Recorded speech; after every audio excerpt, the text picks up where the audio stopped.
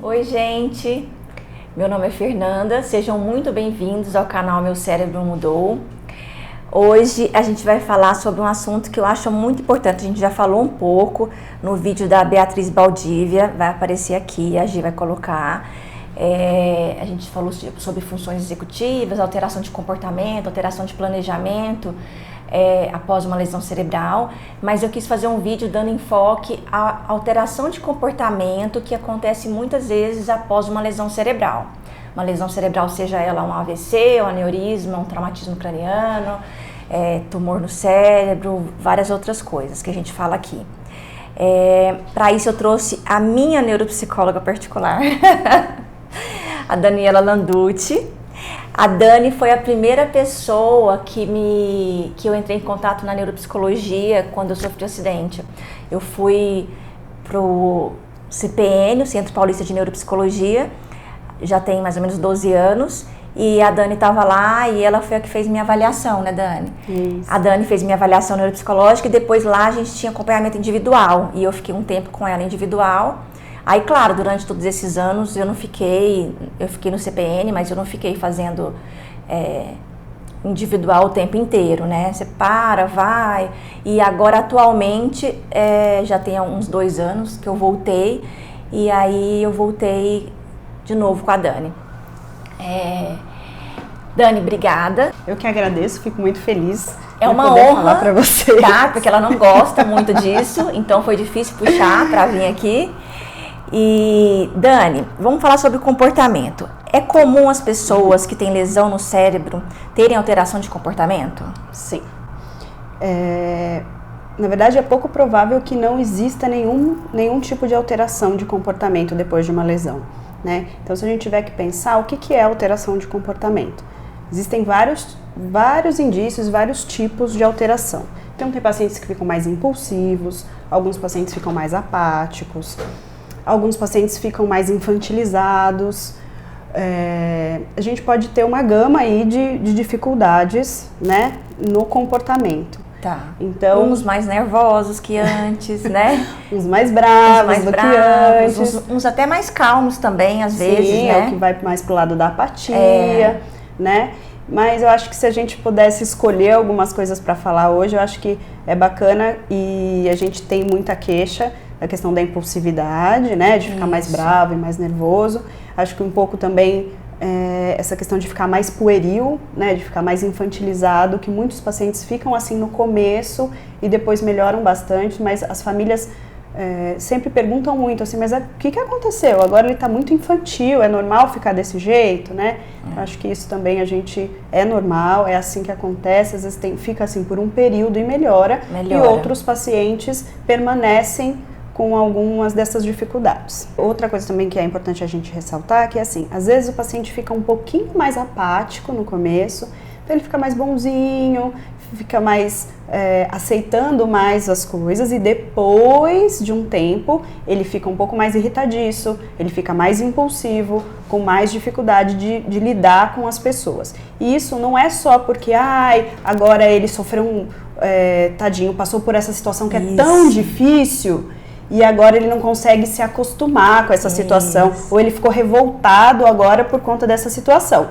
Não é isso. Não é isso, gente. Né? Então isso é uma questão neurológica, realmente. E Dani, quando as pessoas a própria pessoa que mudou o comportamento não reconhece essa mudança, e sim os familiares, os amigos reconhecem, vamos dar algumas dicas para as pessoas, como elas podem ajudá-las, o familiar que está em casa, que teve essa alteração de comportamento? Tá, então eu acho que primeiro a gente precisa pensar em 2 eixos, a família e o paciente. Então a primeira coisa é a gente pensar que a família, ela tem que ser um suporte para esse paciente que está com alteração de comportamento. E é muito comum a gente perceber e ver que a família fica muito espantada, né, de como o paciente às vezes está muito diferente daquele familiar, né? Então, eu já escutei muitas vezes assim, nossa, mas essa pessoa não é a pessoa com quem eu me casei, ou esse não é o meu filho, né? Age muito diferente, está muito diferente. Então, é importante a gente entender que a família tem que saber que essas alterações são decorrentes da lesão, né? E ela precisa ser uma aliada para lidar com essas dificuldades, né? Porque o que acontece é que às vezes o paciente fica um pouco, ele não aguenta mais tanta crítica, né? Então, você não pode fazer isso, você é grosso o tempo inteiro, você está sendo explosivo o tempo inteiro, ou vai, se movimenta, você precisa fazer alguma coisa, você não faz nada, você está muito preguiçoso, você fica o dia inteiro parado, né? Ou, você nunca foi assim, agora você não liga mais para a família, você não liga mais para os seus filhos, né? Você não sente mais as coisas como antes. Então, a gente entende que é muito difícil para a família lidar com toda essa situação.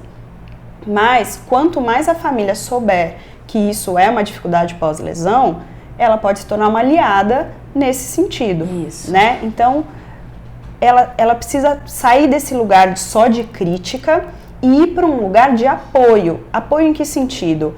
Não um apoio emocional só, mas num apoio de ser uma referência para o paciente em relação ao comportamento, né? Onde ela consegue chegar e dar algumas dicas, pontuar o paciente quando aquilo está muito inadequado, mas para isso o paciente já tem que estar um pouco mais consciente de que essas mudanças aconteceram, né? Porque é muito comum a gente receber o paciente e ele fala, não tenho queixa nenhuma. Não, comigo tá tudo ótimo, não tem nada acontecendo de diferente, a minha família fala que eu tô mais bravo, que agora eu falo coisas que eu não devia, ou que eu tô muito quietinho, que eu não consigo fazer as coisas, mas não, pra mim tá ótimo, tá tudo bem. É porque eles implicam comigo, né? Eles mas implicam pra mim tá tudo ótimo. Exato. Mas na verdade o paciente não tem essa percepção do que está acontecendo com ele e dessa mudança, né?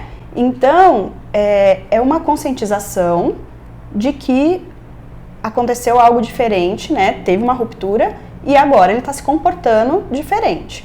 Então, se o paciente tem esse vínculo positivo com a família ou com um familiar, né? Esse familiar começa a ser a referência. Isso. Então, em terapia, em reabilitação, o que a gente faz? A gente acaba criando metas em conjunto para que esse paciente comece a perceber que tem algumas coisas diferentes. De que forma? A família pode começar a dizer para o paciente, olha, você tem se comportado diferente de antes. Algumas atitudes que você tem anteriormente você não tinha. Algumas coisas que você faz fica inadequado na frente de outras pessoas, eu me sinto magoada quando você fala assim comigo, né? Mas é difícil, mas tem que ter na hora do que a coisa está acontecendo, ter uma tranquilidade para dar esse feedback. Ou outra coisa também que é muito bacana o paciente não tem a menor percepção daquilo. Adianta intervir na hora? Então o paciente está falando algo super inadequado, para. Ó, o que você está falando, coisa horrorosa, que não. Pronto, aí a pessoa já fica brava, o negócio já escala, já fica muito pior. E vai rompendo esse vínculo, né? Exato, e vai rompendo esse vínculo. Então, o que a gente precisa? Ter alguns combinados para que isso aconteça depois. Né? Então, assim, subiu, ficou nervoso, ficou bravo, impulsivo, naquele momento não é a hora de falar. Depois, retoma o acontecido, né? Então, olha, você foi inconveniente naquele momento, você falou coisas inadequadas, ou você falou demais sobre a nossa família para pessoas desconhecidas, isso não é bacana, né? Procura prestar um pouco mais de atenção nisso. Parece fácil assim a gente falando, mas é um montante de vezes que isso vai acontecer que o paciente vai tomando consciência de que tem algo que está diferente e errado ali. Isso. Né? Essa é a parte da família, né? E acho que uma coisa muito importante é entender que muitas das vezes a família fala assim, mas será que ele já não era assim? Agora, depois desse acidente, ele tá botando tudo pra fora, o que ele sempre foi, né? E não. A gente percebe que algumas vezes, de fato, exacerba algumas características que o paciente já tinha, Isso. Porém, outros ficam completamente diferentes, né? Completamente diferentes. Tem ações que a pessoa desconhece de fato. E isso não era porque a pessoa já tinha isso com ela, é de fato por conta da lesão cerebral. Né? Então, acho que isso é uma coisa muito importante, porque é fácil julgar, né? É fácil falar assim, não é possível que essa pessoa agora pensa completamente diferente disso. Né? Agora, em relação ao paciente, como é que a gente pode ajudar o paciente que já sabe, como é que a gente pode ajudar a pessoa que já sabe que tem essas alterações, né? Então, vamos pensar na impulsividade. Sabe que tem algumas das situações que são situações que já colocam essa pessoa em risco de impulsividade maior. É o que a gente chama de gatilho, né? Quais são os gatilhos que te deixam mais bravos, mais impulsivos, mais estressados, né? Eu acho que uma boa coisa da gente pensar faz uma checagem com a sua família ou com as pessoas que convivem mais com você. Pergunta, quando é que eu fico mais bravo? Quando é que eu fico mais impulsivo? Quando que eu ajo sem pensar? Né? Então, eu acho que isso é uma coisa importante, mapear os gatilhos. Eu sempre falo em todos os lugares que às vezes eu vou falar, é muito importante a gente identificar os gatilhos. Esse é o primeiro passo para tudo. Por exemplo, no meu caso, né, Dani? Se eu ficar cansada, meu Deus, aí eu vou querer falar tudo que eu não devo. E aí, às vezes eu vou ficar nervosa mais fácil. Se eu estiver num ambiente barulhento, vai ser pior. Então, assim, eu sei os meus gatilhos. Então, quando eu identifico que eu tô muito cansada e por isso eu tô muito nervosa ou alguma outra coisa assim, eu tento tomar as providências que eu aprendi, né? Então, se eu tô muito irritada, eu não vou encontrar um monte de gente naquela hora. Eu vou descansar primeiro. Os meus pais, que já sabem bastante de tudo, já participam bastante da minha reabilitação, então eles mesmos já falam hoje. Minha mãe fala, Fernanda, é melhor você dormir hoje à tarde, que hoje à noite a gente vai sair. Porque ela sabe que eu tenho que estar descansada pra não ficar tão irritada. Isso, pra não ficar tão irritada, pra não ficar tão cansada. E se eu vejo que eu tô irritada, aí eu vou pro banheiro, fico lá esperando a raiva passar, pra não jogar tudo na pessoa, pra não falar um monte de coisa que não deve. Então, sair do ambiente é importante, evitar ambientes que você sabe que vão ativar seu gatilho. Então, por isso que é muito importante a pessoa saber o que ativa. Para cada pessoa é diferente, não é para todo mundo a mesma coisa, né, Dani? Isso, exatamente. Mas eu acho que tem algumas coisas em relação à impulsividade, por exemplo, que é bacana que você acabou de dizer. Então, como é que... Começa a notar como você se sente, como é que você está percebendo que você está mais irritado, né? Isso. Então, algumas pessoas, quanto mais cansadas, elas ficam mais irritadas. Só que elas não percebem que estão cansadas, elas percebem a irritabilidade aumentada. Isso. Então, como é que é quando você está irritado, né? Não, eu fico mais agitado, não consigo ficar muito bem no lugar. O coração fica disparado. Isso, já percebo que assim, fico pouco tolerante, a pessoa falou alguma coisa que nem era pra tanto e eu já quero mandar a pessoa embora, já quero que a pessoa morra. Então a gente precisa entender que isso tem que ser mapeado, né? Em geral, quem pode fazer reabilitação, é bacana que o terapeuta ajuda, né, com esse mapeamento, mas se você não puder fazer reabilitação, estiver aí longe onde não tem lugar para fazer reabilitação, tente fazer isso com a sua família, faça uma lista, né? Mapeie isso mesmo. E aí, essas técnicas de evitação também são muito bacanas, né? São muito bacanas. Para que você não estrague suas relações, né? Para que você não perca os amigos, a namorada, o marido, a esposa, né? É importante que tenha esse olhar, fique cuidadoso para isso, né? E fique atento para o que as pessoas estão te dizendo, né? Olha, presta atenção nesse feedback do outro, porque o que acontece é que às vezes a pessoa fica com muita dificuldade de olhar para o outro, né? Fica autorreferente, tem essa dificuldade de compreender o ambiente, né? Às vezes o paciente fica buscando algumas pistas, mas não vem de forma tão clara. E isso também é uma coisa que a família pode ajudar. Ao invés de ficar falando nas entrelinhas, né? Seja claro, diga, olha, não estou gostando desse seu comportamento, ou a forma como você se dirige a mim não é bacana, aquilo que você fez foi constrangedor, né? Depois que passou o momento, sem ser na hora da situação, né? É engraçado como às vezes a pessoa não percebe mesmo, né, Dani? O paciente não percebe mesmo. Não percebe. A gente vê São isso. etapas, né? São etapas. A primeiro momento, o paciente não vai notar que isso está acontecendo. A pessoa não vai notar que isso está acontecendo, né? E depois ela vai tomando a consciência. E depois vai tomando o fato de aceitar quando você fala, olha, você viu que não devia ter falado isso? Era preciso dizer assim? Isso é um processo. É um processo, né? Foi fácil, Fer? Nunca, gente, não é fácil.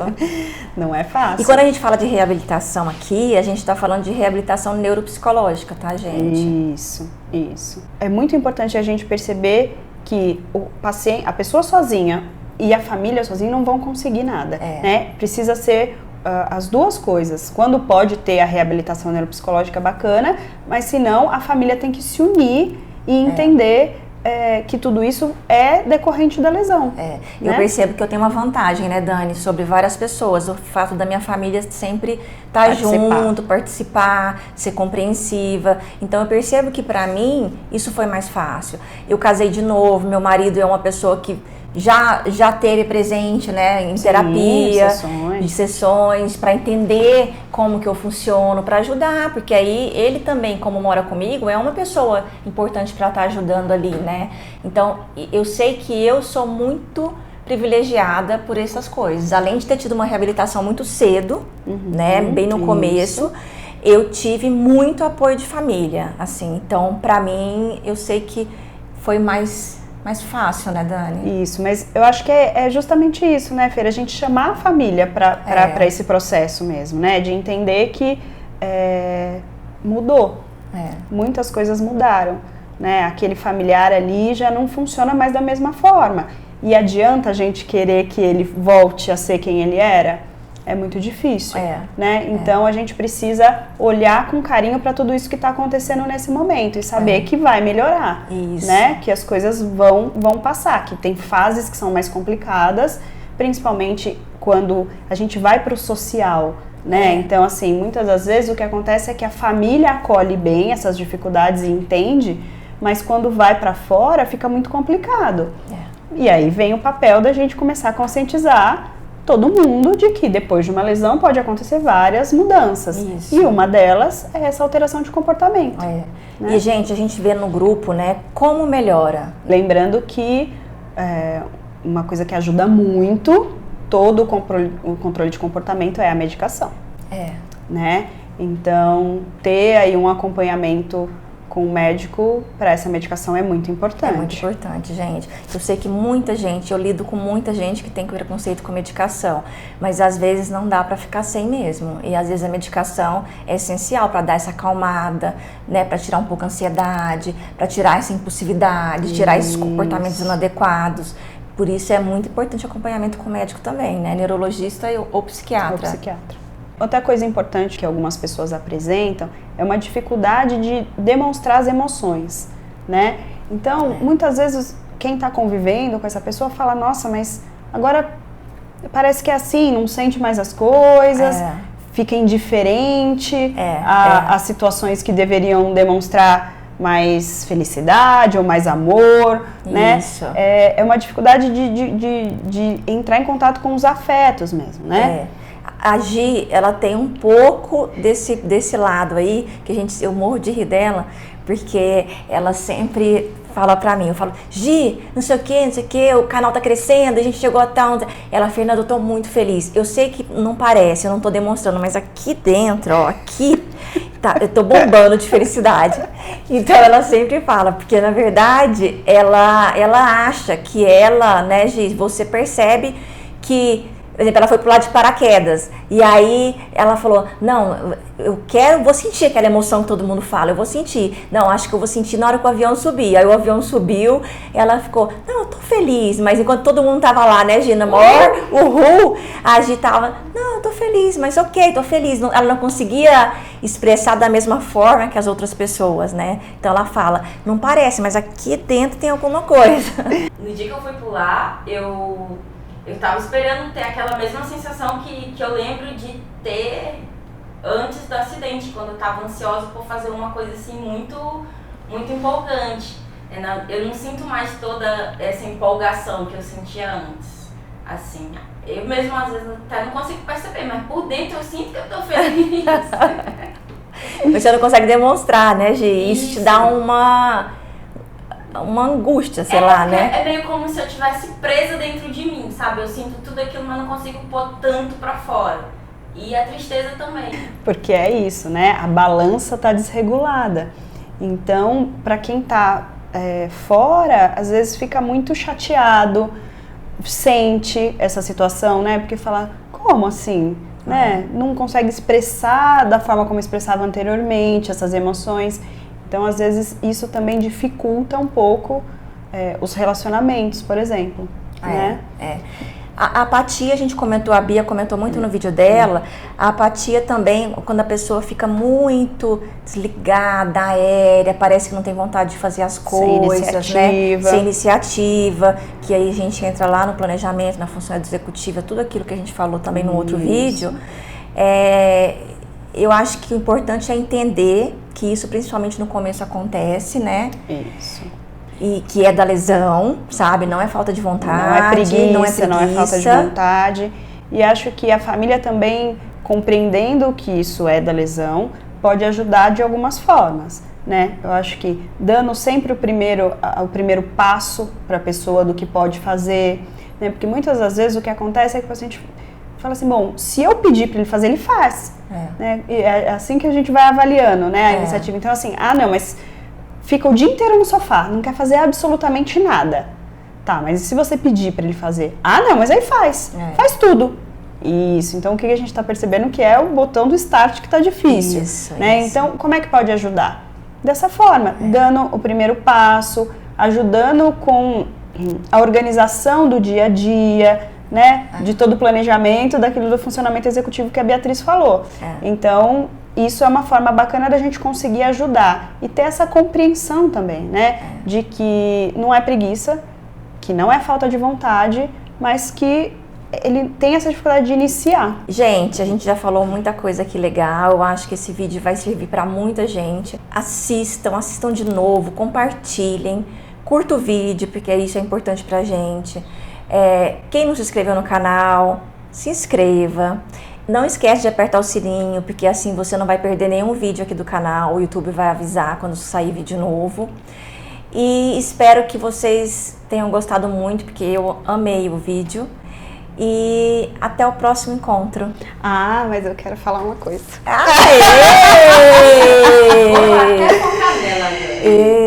Gente, eu preciso falar que eu morro de orgulho das minhas meninas. A Dani é terapeuta da Gi também. Ela é terapeuta da minha e da Gi. Então, nós somos frutos dela. Morro de orgulho.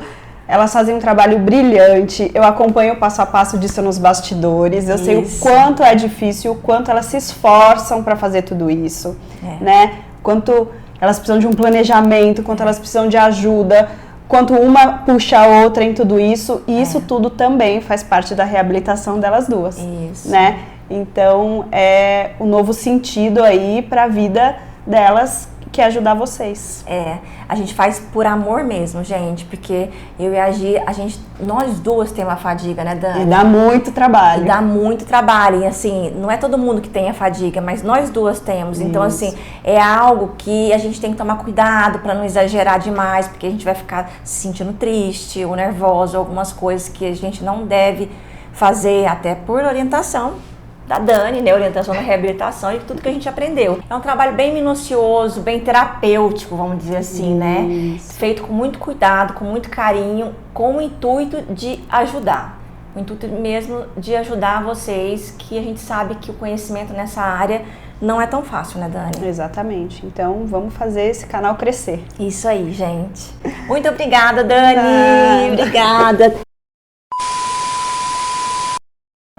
Então, assim, a minha mãe já... É o telefone aqui. Não, acho que Tá. Oi. Que amor!